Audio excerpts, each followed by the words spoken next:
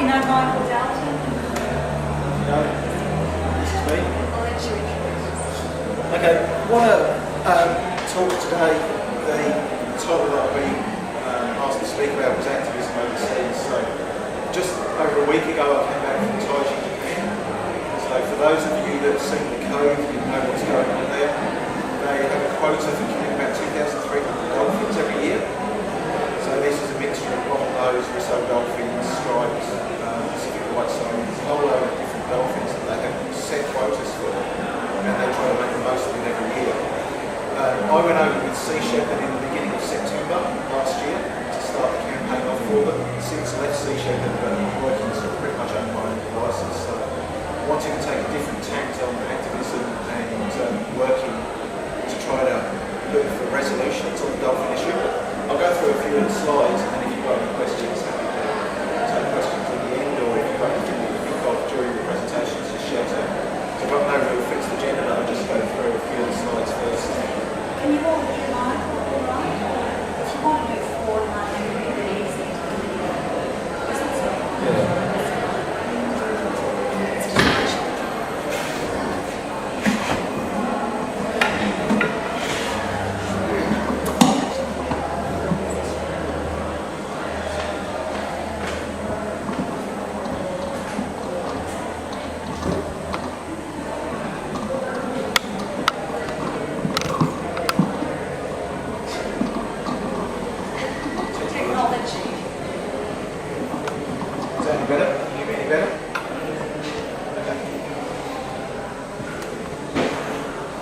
First slide I'll put up, these, you'll see on the next slide where these dolphins actually come from. I mean, there's the perception that everybody in the world loves dolphins. I mean, they're such beautiful creatures, they're highly intelligent, they're nice to look at, very playful. Unfortunately, that's not always the case. So, as I said, anyone that's seen the cove, which won the best documentary in 2008, we know what happens in places like Taiji, Japan. Fortunately, Taiji, Japan is just one of the areas in Japan that kill dolphins. There are areas that are actually much worse, but because of the documentary The Cove, it's the one that's getting all the focus at the moment. But I'll run through that a little bit more. So, successes with The Cove, it did win an Oscar for Best Documentary in 2008. It has been screened in selected cinemas throughout Japan, which has been really good. The biggest issue with the dolphin killings is that the Japanese people as a whole really don't know what's going on. So that's one of the things that we've had to work on over there, is getting the information out to the Japanese people, because at the end of the day, it's going to be the Japanese people that end these dolphin killings. It's not going to be Westerners, it's going to be the Japanese people themselves. Okay, so Taiji is a coastal town that boasts a whaling history going back 400 years. They claim it's their traditional right to hunt and kill dolphins. In fact, the dolphin killings only go back about 40 years to the 1970s. So, before the IWC moratorium in 1986 on killing great whales, they already adopted dolphin killings. They claim it's part of their food culture. But I'll go through a bit more about those issues about food culture and their cultural traditions and that a bit later. But in Taiji they have a whale museum which is really dedicated to their history of whaling. So it's got lots of displays about the weapons they use for killing whales, dolphins over the 400 years that they've been there.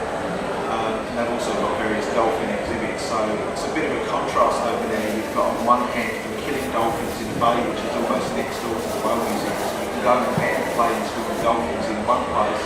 The next bay to it is blood in the water on almost a daily basis over a 6-month period during the year.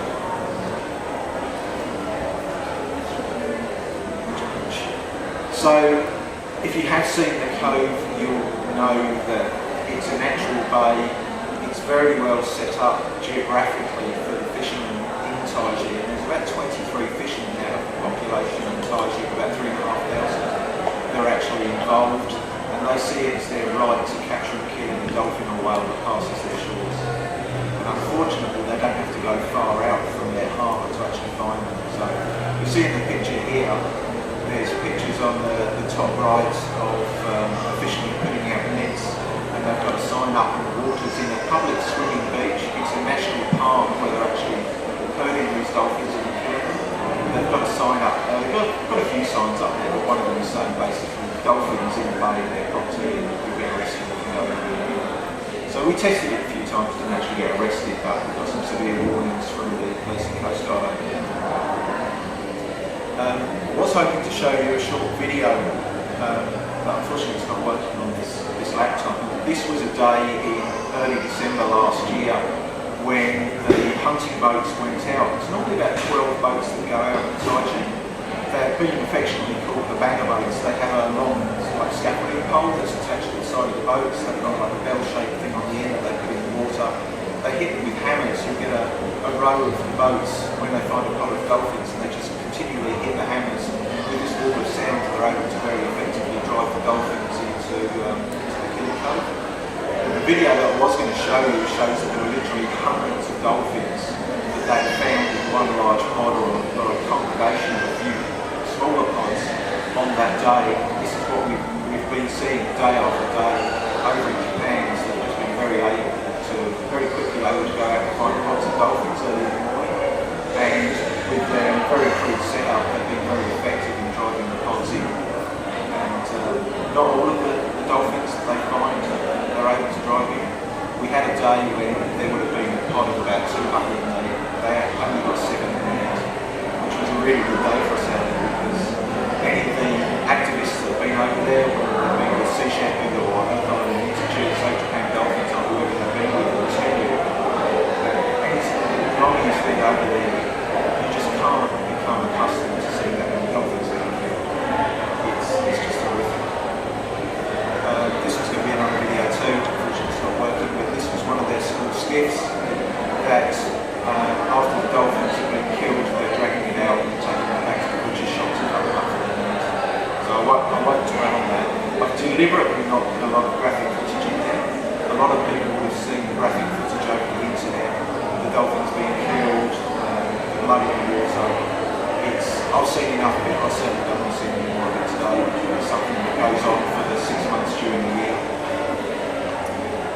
There is a number of people that are on the ground or have been on the ground this year. There's a whole lot of different organisations that you'll see up on the board. There's the Whaleman Foundation, a guy called Jeff Pennikov, who works with entertainment artists like Hayden Panettiere and Isabel Lucas, and that is trying to get them over there to create media presence. I was over there representing Eyes on Taiji, working with Artie Gill, who was one of the big sponsors the other year for Sea Shepherd, and had a boat that was named after him. Atlantic Blue actually recently took some undercover footage there, which was very graphic. It shows their current killing techniques, which I'll go into in a minute. And then you've got people like Rico Barry, that was instrumental in making a cove and was represented by Earth Island Institute and Save Japan Dolphins. And of course you've got the Sea Shepherd Cove Guardians that have been maintaining a daily presence in Taiji for this 6-monthly dolphin drive season.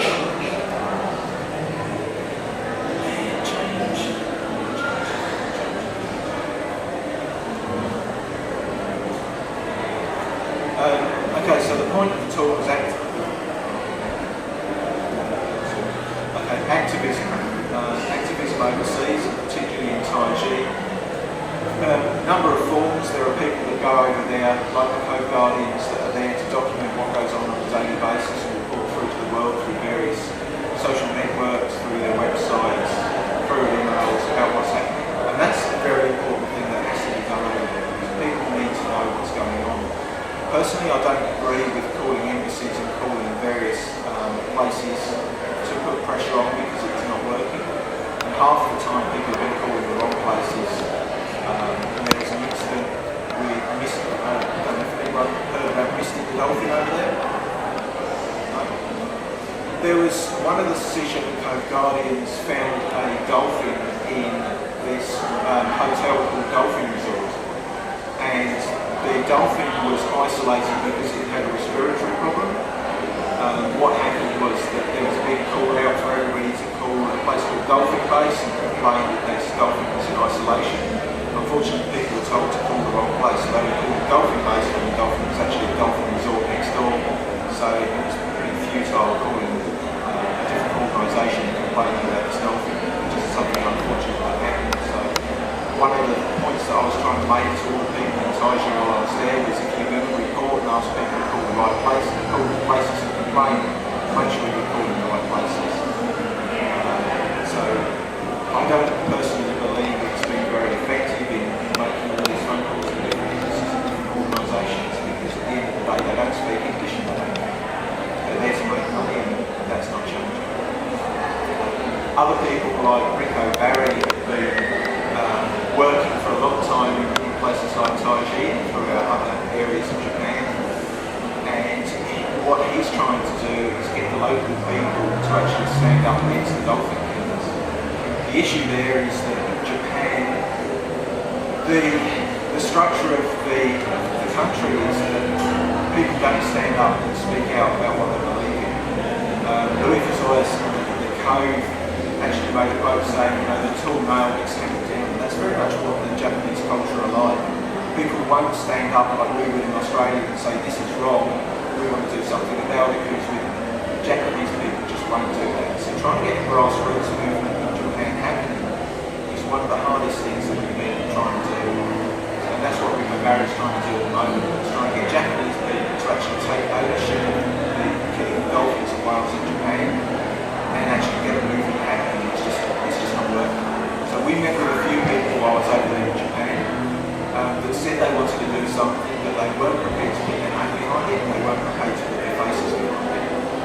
So the hundreds of people that we've spoken to in the environmental network in Japan, there's no one that's willing to actually stand up and do anything. They're worried about how it will look on their family, they're worried about how it will impact their friends, their jobs. At the end of the day, their culture is very much about saving face. If somebody in your family or your friend is standing up and causing a nuisance, then they believe it impacts that person as well.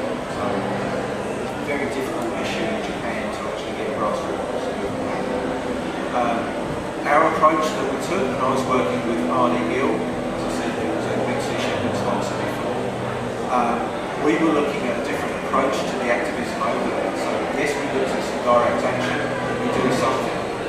We actually interfere with dolphin hunts, and Blake was just walking in with a hot dog, was one of the guys that came out with him, also hi Blake. So what we were doing over there was looking at the educational aspect of the dolphin hunts. We were looking at the dynamics of not only the town, but the hunts, the people involved, and trying to work at it from a different angle. As I said, there were about 23 people that were involved in the dolphin killing in Taiji. There's only about 100 people that are involved in fishing in the town. A town of about 3,500 people. It's got a workforce of about 1,400. About 40% of those people that are employed in Taiji are employed in hospitality. So they're working in hotels and restaurants and gift shops and a few other places like that. It's not the fishermen as a whole that are benefiting from the killing of dolphins. There's 23 fishermen. They run a co-op within the Fishermen's Union in Japan, and they're the ones that profit first from the killing of dolphins, whether it's for sailing live dolphin trade to the 50-odd aquariums throughout Japan, or whether it's to overseas markets like China or Russia. So we had a look at all of that, trying to work out what can we do. You can't penalise the whole people in Taiji for what a small handful of people do. This is something that the longer we spend in Taiji we realise, is you can't tar the whole nation with what a few people are doing. So what we then were looking to do was education for small children. We had some Japanese children's books published and handed out at places like kindergartens, after school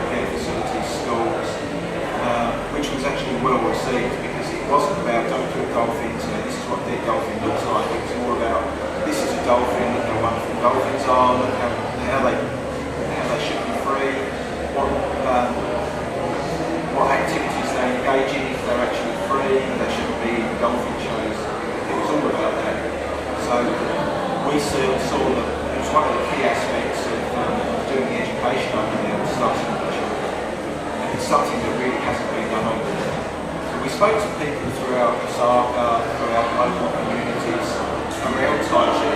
There were very few people that we actually found that were actually eating the dolphin meat, but they're still claiming it's a food culture and they're right to eat the dolphins. So, to say it's just a very hard thing to change in Japan, but we saw the education and trying to get all the information about what's happening there was an important thing. Before we left Japan, we actually put a proposal to the mayor of Taiji, which we are hoping will result in the next few years in no-kill policy for dolphins. We're actually looking at ecotourism as an option for Taiji. It's very well set up in the area there. They've got some big diving facilities within the local area.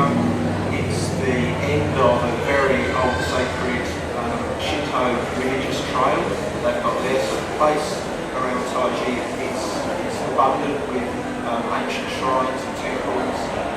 There are lots of hot spas that they get truckloads of people every day coming to the area to actually participate in. So I don't know if you've seen any of the hot springs or footage of them on the TV. They're actually really nice places to go to if you want to stand as well as sulphur. It's one thing I don't like about them is the smell of sulphur. It's nice. So the area around Taiji is a place that could really benefit from tourism. It's something that they're not doing because you've got a small handful of people killing dolphins. So people aren't willing to go to Taiji while these dolphins are being killed. And it's really unfortunate for the 40% of the local residents that are involved in tourism is that they are suffering because of these 23 fishermen. So we put a proposal to the mayor and we're starting to talk to the tourism manager in Taiji about what the different options are. We also bought a boat while we were over there, so you can see on a picture. The purpose of the boat was so that we could actually get out in the water and monitor the hunts. Although the hunts are being monitored from the land, we actually wanted to get out there and see where the dolphins are coming from. We know that they're on a migratory path in the mornings. But there's been no real studies about population estimates, where the dolphins are coming from, where they're going to. So we've started speaking to Japanese universities to get some proper studies done. And that's another approach that we're putting to the government over there is like you just can't look at dolphins if you've got no understanding of how many dolphins there are, what species are represented there, what the migration paths are and the impacts that they're having by continually killing the entire family of dolphins. I might just stop here if anybody's got any questions before I go on.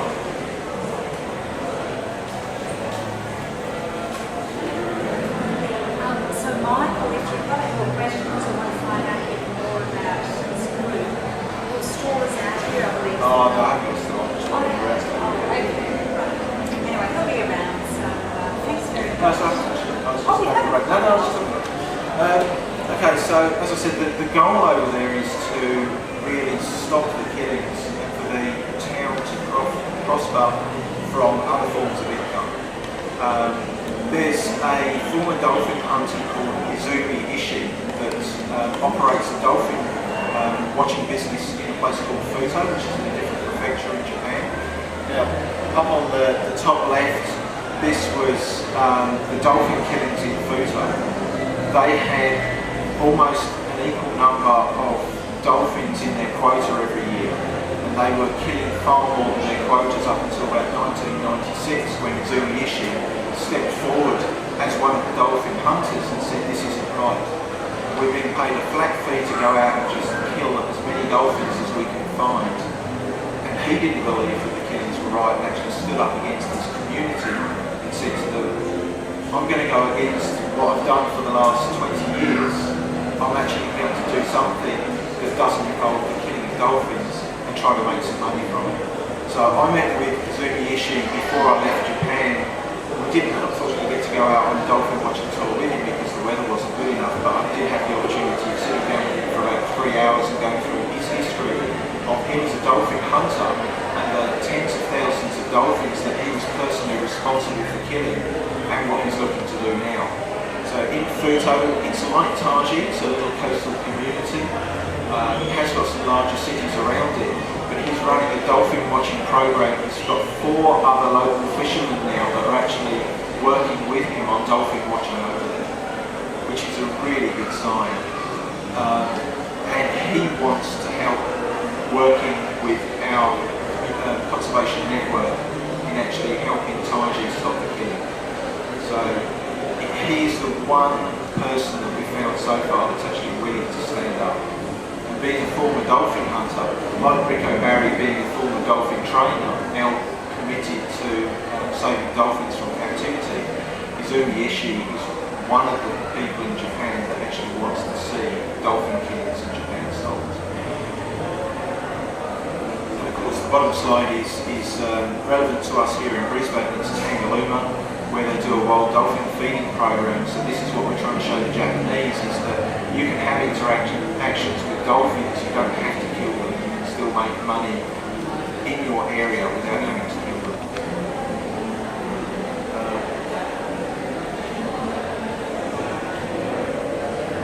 I was just going to spend just a couple of minutes since I've come back from Japan, what I'm going to be working on.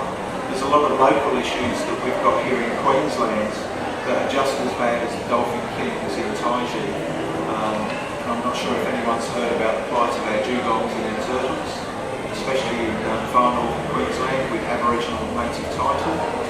Essentially, native title has excluded animal cruelty from the legislation. The Aboriginal communities throughout Queensland are allowed to flip turtles on their back. They're allowed to cut off fins while the turtles are still alive, and there's not a thing that anyone can do about it. It's a problem with native title legislation, and I've started speaking to Bob Irwin and a guy called Colin Liddell, who's pictured next to him, and we're going to be working with the current and the shadow government on trying to change the legislation. So, as it says in the picture there, in Florida they shoot dugongs with a camera. In Australia, the Aborigines are allowed to shoot them with a shotgun. They're allowed to leave them tangled in nets for days on end without checking them. They're allowed to let them die in the most horrific circumstances. This is some of the pictures from far north Queensland where they've just captured green turtles, flipped them on their back, and they'll go and pick them up and research them.